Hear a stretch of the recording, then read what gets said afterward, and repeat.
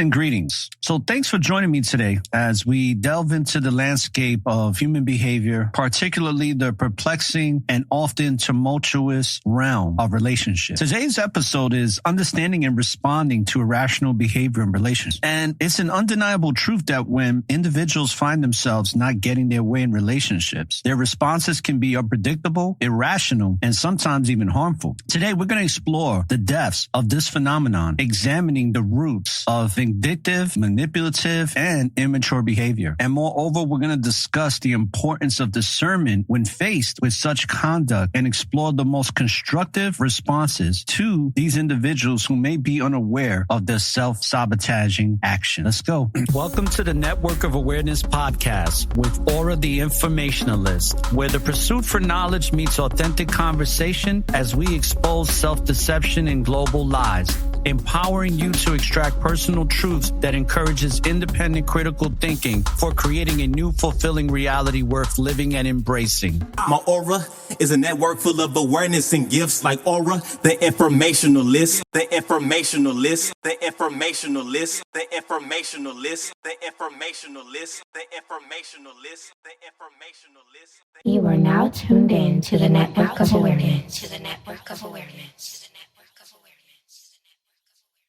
So in discussing human behavior, people, there's layers to irrational behavior. And I've noticed that a lot of times when people don't get their way, and it can be in any form of relationships, they will be nice up to a certain point. And then the behavior starts to slowly but surely become irrational. And that's when we have to make the decision and use a lot of discernment on how we're going to deal with this so that we can live and let go and have a better positive life and really maintain a high level of our well-being, and also provide enough support to where we can make the person or help them to become more self-aware. But at the end of the day, we have to protect ourselves by setting the proper boundary. Now, in these types of human relationships that are complex and also multifaceted, often people like to have an ebb and flow of emotion and their desires and expectations. And sometimes the desires and expectations are so overwhelmingly strong that there can be somewhat of an emotional instability that becomes somewhat repetitive when people don't get their way. And when individuals find themselves messed up in their pursuit of what they want, or they feel like they're being prevented or stopped, their emotional response can be very intense. And at times, it's very irrational. And we have to be able to identify this when we're experiencing this type of treatment, and also when we are in this type of mindset and exhibiting this type of behavior. Now, understanding the nature of this behavior requires a deep dive into the psychology of human relationships. So one of the things that I want to go over is emotional turbulence. And this is when our desires clash. See, at the heart of irrational behavior in relationships lies a clash between our individual desires, needs, and expectations. And in the face of this disappointment or rejection, emotions can surge to very high levels, leading to impulsive and sometimes destructive reactions. And those destructive reactions many times are self-sabotaging because we're being self-destructive to ourselves when we're engaged in this type of behavior, because the very thing that we want, that we desire, and that we even expect, we wind up pushing away within the other person that we feel that can provide that for us or that we desire that from. And it's very important to be aware of this because it happens all the time. Now, there's a very strong battle with the ego. And you've heard me say it many times that the ego stands for edge and got out. And I heard that from a man that taught me that when I was 20 years old working at a homeless shelter, and he was a nurse there. And it was a very profound statement that has stuck with me to present day. And when we're dealing with this egoic battle and the threats to self-image, sometimes you don't really realize that you're doing this because what you desire so much, if you're not getting it the way you want it or the way you expect it, this can really start to mess with your self-image. And then you start to get into a mindset where you start to think less of yourself and you start to think that you're not good enough, or you start to perceive things in a manner that is not healthy or conducive to your emotional, mental, and spiritual growth. Because let's just call it what it is. Nobody likes to be rejected, right? And sometimes, or should I say all the time, rejection or denial of one's desire can be perceived as a direct threat to one's self-image. And then what winds up happening is you start thinking that you're not good enough. And this is a major problem that many of us in modern day society face today. And this perception of our perceived threat that often triggers defense mechanisms that manifests as vindictiveness, manipulation, or just plain old immaturity. And it doesn't matter what age you are, because these three things are defense mechanisms that manifest into this type of behavior. And one of the worst ones is manipulation, but also vindictiveness. And immaturity, even though it's the lesser of the three, it can be somewhat debilitating for the individual that is exhibiting immature behavior, because it doesn't put a good light on who they are as an adult, and it makes them look foolish. So let's talk about these conscious and subconscious manifestations that come out of people. Now, it's crucial to recognize that irrational behavior can manifest both consciously and subconsciously. Some individuals may be aware of their manipulative actions, while others may be acting on deeply ingrained patterns without full awareness. And a lot of times, these patterns that manifest within the subconscious in this behavior is due to many different forms of past trauma that has not necessarily been dealt with or acknowledged in a way where it doesn't have to manifest itself. And many times we desire and expecting so much within the subconscious mind that consciously we're not even aware of it. But then you have those, and this is what we've talked about with people with narcissistic tendencies, not necessarily narcissistic personality trait, because that's a whole different ballgame, right? We're just talking about people with narcissistic tendency. What happens is that narcissistic tendency, especially in Western civilization culture like the Americas,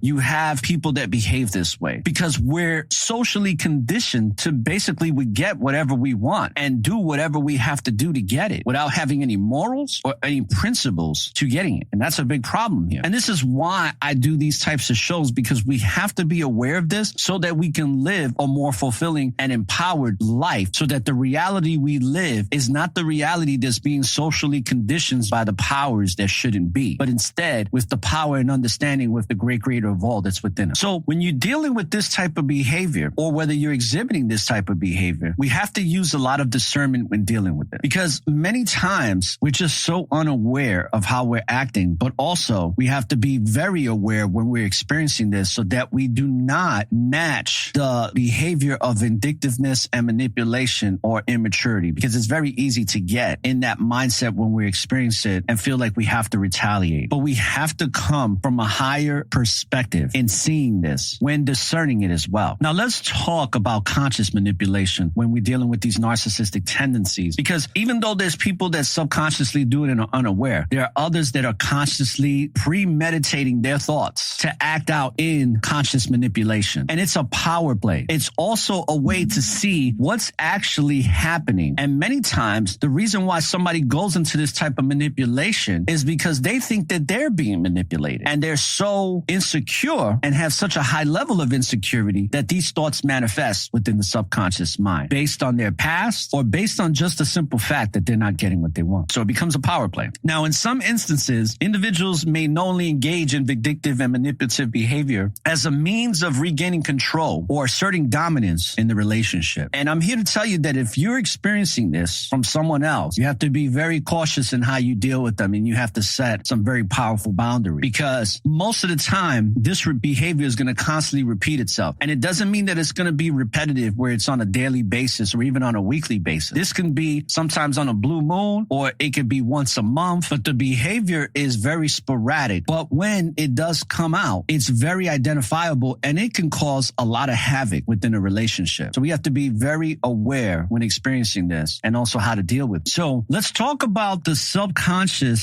self-sabotage when people are in this mindset and are unaware of the patterns that they're showing. But for us, utilizing discernment, and we're on the other end of this type of behavior, we have to be aware of the pattern, because somebody in the relationship has to, right? If it's even going to have a fighting chance to exist and to be able to move on. Now, on the other hand, some individuals may exhibit irrational behavior without conscious awareness, and deep-sealed insecurities, past traumas, and unresolved issues can unconsciously drive destructive actions, leading to a cycle of self-sabotage. And then they want the very thing that they desire, they wind up losing out on because of the self-sabotaging behavior, because it's so deep-rooted from past traumas and insecurity, and also unresolved issues. And we're going to talk about this because I've seen this in my personal life, and I've seen this with other people. And it's quite sad that some people never get to overcome these types of pitfalls within relationship or these types of ills within relationships. Now, let's talk about the importance of discernment, because discernment it's the antidote to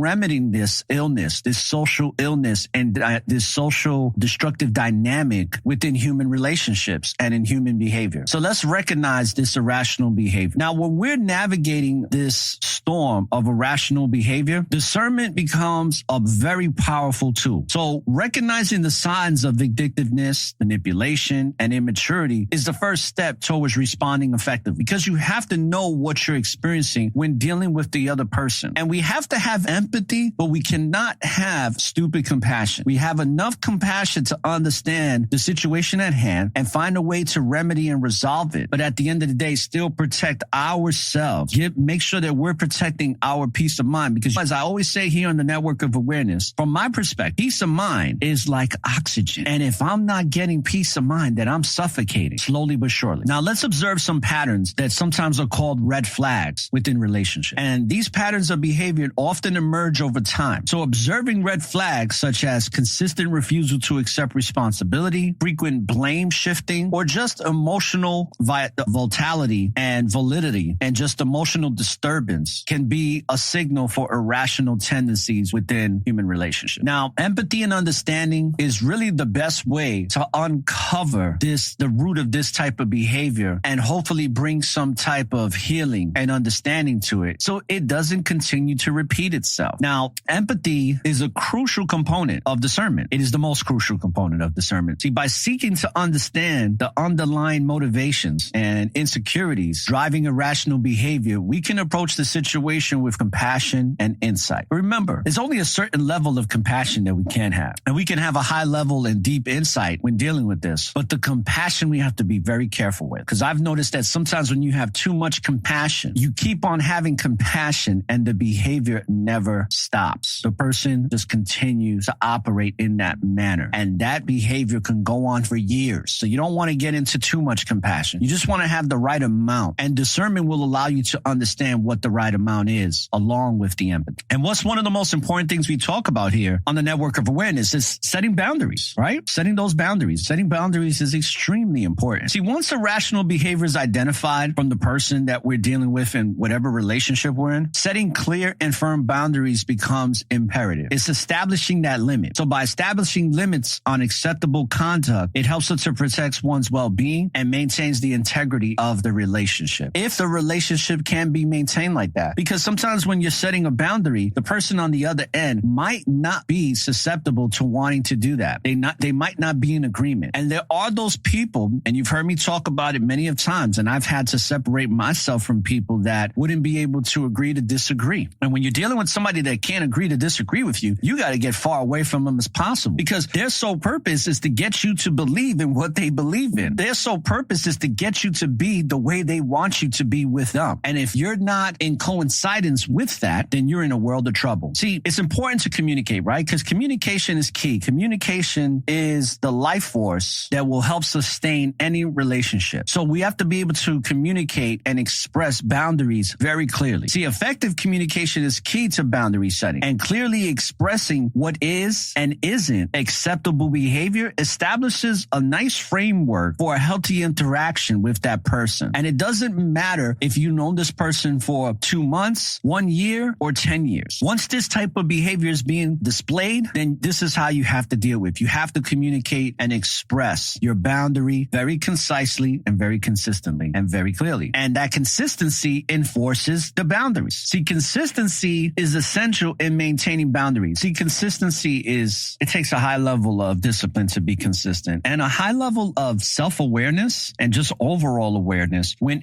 any relationship when we're enforcing these boundaries. Because if we're not aware and not disciplined to doing this, then sometimes we start off with the discipline and then we become sluggish and we slack off, and then the relationship dynamic winds up becoming very toxic all over again. And then this is where you have to be very careful, because if it happens all over again, the longer it persists, the weaker we get in learning how to use the proper discernment and the proper responses to this type of behavior. And the worse the other person gets that exhibits this behavior. behavior. So it's very important to have that high level of consistency and discipline, because enforcing this establishes limits, consistently reinforcing the messages that certain behaviors will not be tolerated. Now, what can be some constructive responses to irrational behavior? You have to have a high level of emotional intelligence, whether male or female. And nowadays, most people, especially women, say that they want a man with emotional intelligence. But once they get that man, they wind up realizing that it's not as fun as they thought it was going to be. Because an emotionally intelligent man is going to be very self-aware and aware of behavior that's irrational. See, women have a high level of emotional intelligence already. It's a very innate thing. Most men don't, but some men that do, when a woman experiences that, they don't like it most of the time because they're not used to a man caring about them and being able to communicate the level of care and respect they have for them. So what winds up happening is when they experience that in the most authentic, raw way, they take it as some type of ridicule or condemnation. And then that leads to the immaturity and the vindictiveness and the manipulative behavior. So let's discuss this emotional intelligence briefly. Responding to irrational behavior requires a high degree of emotional intelligence, and understanding one's own emotions and being attuned to the emotions of others can pave the way for more constructive interaction. So if that's something that you desire, like that saying goes, be careful what you wish for and be careful what you ask for, because be ready to deal with the person that you desire or expect in your life, that you want to deal with and have in your life, to have emotional intelligence, because they are going to be able to communicate what it is that they don't like that you're doing, and you're going to have the emotional intelligence to understanding why, instead of getting caught up in what you desire and expect. Because remember, people, relationships are two-way streets. There's no one-way street to this. And many times, especially in modern day society, with not only the younger generations, but the generations of the X generation, like people in my generation, there's this double standard for some reason. And I can only tell you from the male perspective because I'm a man. I see it a lot with women in relationships where there's this double standard. I do what I do, but you can't do what I do, because when you do what I do, it's a problem. But if I address it to you, then I'm the problem for addressing. So be very aware of this, people. Now, let's take a moment to talk about self-reflection, because at the end of the day, we have to be self-aware and we have to manage our personal emotions. So when we're dealing with this type of irrational behavior and before responding to it, we have to take a moment to self-reflect, because it's very crucial. See, understanding one's emotions allows for a more measured and thoughtful response. And many times it's okay that if you have to take time away to be able to provide those responses. Most of the time, you're not going to be able to provide that type of response right there on the spot. Some of us can, but most of us can, and that's okay. It doesn't make you that less emotionally intelligent or that's less self-aware. It's just sometimes we have to gather our thoughts and really think about what we want to say. And sometimes it's really good to write it out. Sometimes it's really good to write down your thoughts and journal what it is that you want to express so that you can convey the message to the highest level and highest degree so it can be most effective. See, empathetic communication is the best way to go about it, because it provides the bridge to understanding. And that's if the person wants to understand, right? Because some people, when you have misunderstandings and you continually have misunderstandings, is because they don't want to understand. Their crave for attention is so high that it's narcissistic. It's that delusion of grandeur. It's that delusion of self-importance. And when that happens, the bridge to understanding is almost impossible. But when the person does have empathy and does have a high level of self-awareness that you're dealing with, and I hope that you all are dealing with people like this, because if you're not, you probably shouldn't be dealing with them at all. But when you're approaching the individual that you're in a relationship with empathy and open communication, it can be very transformative for the relationship. And when we are fostering that type of environment where both parties feel heard and understood, it's a crucial step in resolving any conflict that you may encounter. Now, when seeking professional guidance, this is something that I encourage, but it's not always necessary. But it's something I do want to cover, because there's people that have gone through past traumas that have been so severe that even though they've overcome it and they're in a better place than they was, it doesn't mean that everything has been dealt with within the subconscious mind. And this is why professional guidance can be very helpful. See, in some cases where irrational behavior persists and escalates, seeking that professional guidance becomes a very viable option. Therapists, counselors, or even mediators, they can provide a neutral space for individuals to explore and address the underlying issues contributing to their behavior, especially if you're married, right? When you, like, the divorce rate in the U.S. is so high, right? And it's because people can't even swallow their own pride and humble themselves to go for therapy or counseling or some type of marriage mediator. And then the divorce winds up becoming toxic. And the people that suffer the most are not just those in the relationships, but usually are the children. And I know this because I'm a child of divorce at 5 years old. And I went into the household literally one day I'm living with my mother and father, and the next day I'm living with another man. And that was super traumatic for me. So I hope that the things that are being brought out in this episode are going to be somewhat meaningful to the conscious mind, because it's very important that if you're in a relationship and if you're married and you have children with somebody and you're experiencing this type of stuff, humble yourself, swallow that pride, and get some professional help. Because therapy is a tool for change. And there's a lot of good therapists out here. There's a lot of good psychologists out here, psychiatrists and counselors. So many. I've seen so many. I followed several on Instagram, and they just provide great support and help. There's a man by the name of, he's called Healing Humanity 777, does some great presentation on all types of human behavior and relationships and how to deal with them. So mediation is key, right? And that's the facilitating a constructive dialogue between you and the other person that you're in a relationship with. Because mediation can be particularly beneficial in situations where communication has been broken down. And sometimes you just can't talk to your partner without having an argument or getting completely irate and irrational and the immaturity and all those other things. So it's very good to have a neutral third party that can help facilitate a constructive dialogue, guiding the conversation so that the individuals involved can reach some type of positive resolution so that they can move forward. Now, let's deal with the unaware sabotage. And the sabotage I'm talking about is that self-sabotage. Now, there's a way to go about it, and that is gentle reflection and feedback. See, when we are unaware of the self-sabotaging behavior, often gentle self-reflection and feedback, gentle reflection and feedback can be a valuable approach. So choosing the right moment and using the I statements can help avoid defensive. And that's really key, is avoid the I states. Because if you can avoid the I statements, you can help avoid that defensive. And that's what happens, is that many times when people get into this type of irrational behavior, the defense mechanism come on, and it's I.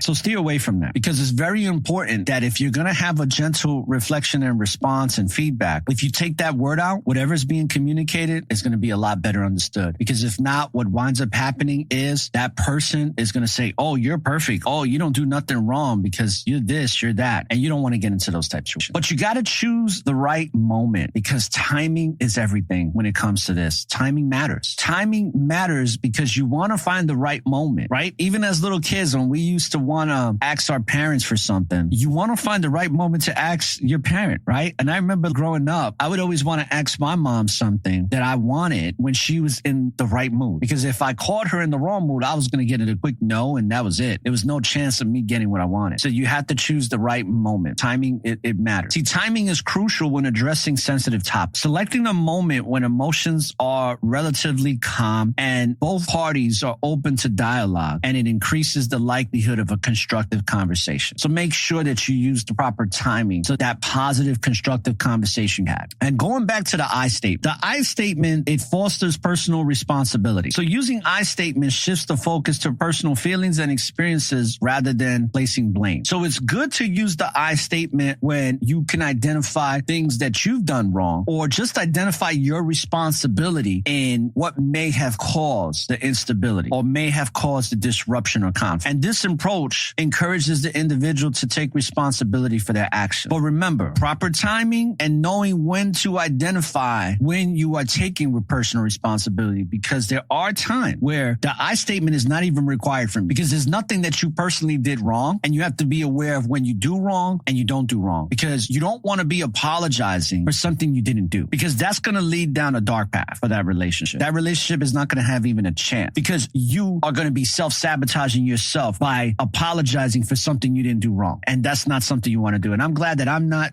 in that mindset most of the time, because if I know I didn't do something wrong, you damn well best believe that I'm not going to own up to something I didn't do. There's no chance in hell that I'm going to do that. And I suggest you don't either, because if you're dealing with somebody that can fall into manipulative patterns, they're going to use that against you in ways you can't even imagine. So I encourage self-reflection. See, I encourage self-reflection, and self-reflection is great because it's a powerful tool in promoting awareness of self-sabotaging behavior. So journaling, therapy, and all other introspective practices can be instrumental in fostering that personal growth. We should all be journaling, people, especially in the world we live in now. The world we live in now is extremely narcissistic. It has this tendency of sociopathic and sociopathic and psychopathic tendencies in most people. And we're so unaware of it because we're being socially conditioned to have no empathy. We're being socially conditioned to not see each other as one, to see each other as one family of the human spirit, but to see ourselves as separate in every possible way you can imagine. So journaling, let's talk about that real quick because this is very important. I was just having a conversation with my friend about journaling and how important it is. A personal exploration to who you truly are, to reach your authentic highest self and to have that connection with it. See, keeping a journal allows individuals to reflect on their thoughts, emotions, and behaviors. And it can serve as a valuable tool for gaining insight into patterns and facilitating personal growth. So if you're not journaling, what are you waiting for? Now let's go back to professional support because there's a lot of people in relationship. And remember people, I want to make this very clear. These relationships are not just between a man and a woman. These are not like marriage or romantic relationships. I'm talking about relationships of all types. Family, friends, co-workers, you name it, you think at any type of relationship. This is what this is for. This is not particularly for one type of relationship. This is for all relationships. But we should all be journaling and we should all be seeking professional support when we can't come to terms on our own, dealing with the person we're in a relationship with. So it's always good to get a third party. Because for those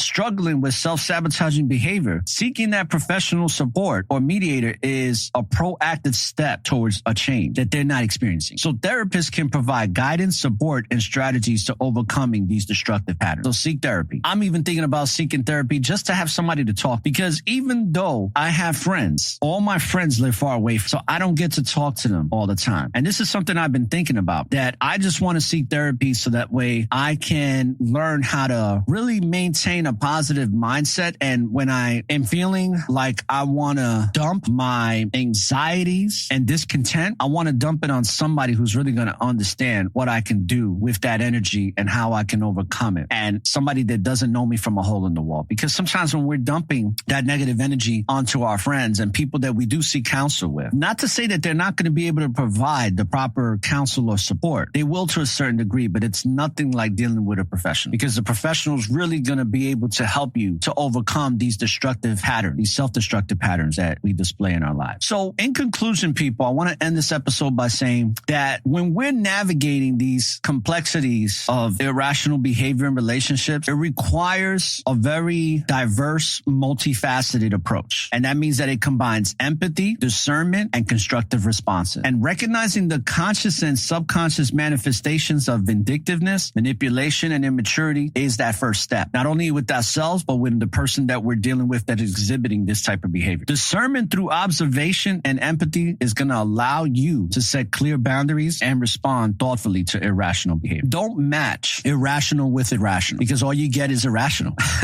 So be very careful on that. Also, when you're embracing emotional intelligence, it helps to enable us to manage our emotions and engage in empathetic communication. And it basically cultivates an environment conducive to resolution. So in cases where irrational behavior persists, seeking that professional guidance is one. And whether it's through therapy or meditation, it can provide a very structured path towards a positive change. Also, when confronted with individuals unaware of their self-sabotaging behavior, gentle reflection and encouragement of self-reflection becomes pivotal. So by choosing the right moment and employing I statements, which is taking the responsibility when necessary, we can foster personal responsibility and open the door to growth within that relationship. So encouraging self-reflection through practices like journaling or seeking professional support will further empower individuals on their journey towards positive change. So I suggest that if you really want positive change in the relationships that you're in, journal and seek that professional support. And ultimately, understanding and responding to irrational behavior in relationship necessitates a commitment to self-awareness, right? That's what we do here in the self-awareness. We help you to become self-aware so you can live a more fulfilling life and create a reality that's worth embracing and living. So by navigating the storm with grace and resilience, right? Because resilience is key. We can foster a healthier, more fulfilling connection with those that we want to be in our lives. And with that being said, people, when you live in the present, there's always an opportunity for a new beginning. And don't look for the light at the end of the tunnel because the light is and always will be within you. This is Aura the Informationalist signing off. Peace, love, and light.